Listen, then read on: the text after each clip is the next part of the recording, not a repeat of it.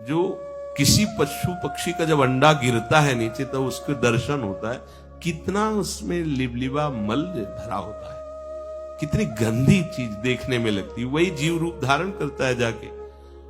आप उसको खा के क्या हो आप? बोले अंडा तो कोई दोष नहीं, हमारी बुद्धि भ्रष्ट हो गई, आसुर आसुर। आप केवल अपने प्राणों के पोषण। आप 1 साल ब्रह्मचर्य रहकर देखिए, नमक रोटी खाइए आप, और आपसे अगर कोई हाथ मिला ले तो हमसे बात करना। 1 साल केवल आप ब्रह्मचर्य रहिए, व्यायाम संयम से रहिए, और आपसे कोई हाथ मिला ले तो बताओ, चाहे डेढ़ा को आप उठा के पटक देंगे, क्योंकि ब्रह्मचर्य का बल है। ये अंडा मांस मुर्गा बेचारे सीधे साधे जीव, उनको पकड़ा और खा रहे हो किस लिए? बोले अपने प्राणों का पोषण।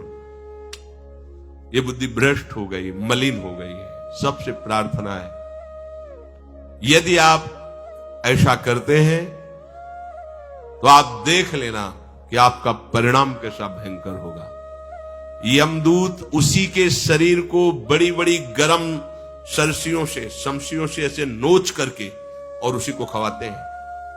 जो दूसरों का मांस खाता है उसको, जो दूसरों का रक्त पीता है, कोल्हू में पेरा जाता है, कोल्हू में, जैसे यहां गन्ना नहीं पेरा जाता, वहां मरना नहीं। यहां तो जरा सी खोपड़ी जाएगी, आप दर्द रहित हो जाएंगे, मर जाएंगे, खत्म दर्द। वहां नहीं, मरना नहीं, पूरा कोल्हू में पेरा जाता है, फिर वैसे यातना दे उसे, वही खून पी के फिर उसको कोल्हू में पेरा। बड़ा भयानक दंड है। उसको ऐसा मत सोचो तुम्हारे आंख मूंदने से बच जाओगे।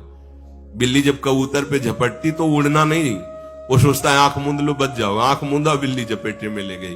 तुम नकारो कि अरे कोई नर्क वर्क नहीं है, इससे बच नहीं पाओगे, जाना पड़ेगा। छोड़ दो दूसरों के जीवों के शरीर का मांस खाना, अंडा खाना, ये सब छोड़ दो। भगवान बड़े कृपालु हैं, माफ कर देंगे। तुम जिस जीव की हत्या करते हो वो कर्म तुम्हें दंड देने के लिए अव्यक्त रूप से विराजमान हो चुका है। समय जब वो आएगा, काल जब आएगा, काल माने समय जब आएगा, फिर बच नहीं पाओगे। तुम्हें ऐसा दंड मिलेगा, त्राहिमाम बोलोगे, कोई तुम्हें बचाने वाला नहीं होगा।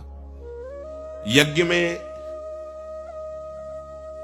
जो कभी पवित्र मंत्रों के द्वारा, कुछ ऐसे पहले पुराणों में पीछे नारद जी ने प्रचेताओं को कहा, देखो आकाश में जिन जीवों को, वो सब खड़े, तेरा इंतजार, तू समझता है तेरा मंगल हो जाएगा, वो सब खड़े, समय आने दो, तुम्हारे को भयंकर कष्ट देंगे, भगवान फिर बचा लो।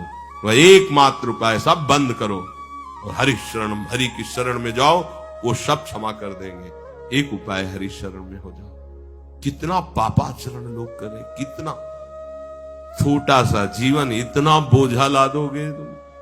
84 लाख योनियों में भोगते भोगते तुम कष्ट से कभी नहीं बच पाओगे। ये अभी समझ में नहीं आती ये बातें। ऐसे लगता है तुम साधु महात्मा प्रवचन करते ही रहते। डरो, जब दंड मिलता है तो अंदर से निकलता है, पाप कर्म कोई कभी ना करे। पाप कर्म तुम्हें ऐसी जगह फंसा देगा, कोई शायद धरा है रुपया, खड़े हैं सैकड़ों लोग, लेकिन तुम्हें जो भोग भोगना है, भोगो, अकेले भोगो। हाय हाय सब कर रहे हैं, कोई पाप कर्म किसी को नहीं बख्शता, चाहे महात्मा हो चाहे दुरात्मा हो। हाँ, अंतर ये होता है कि दुरात्मा को आश्रय नहीं होता, महात्मा को आश्रय होता है भगवान का, तो उनके सहारे से भोग लेता है।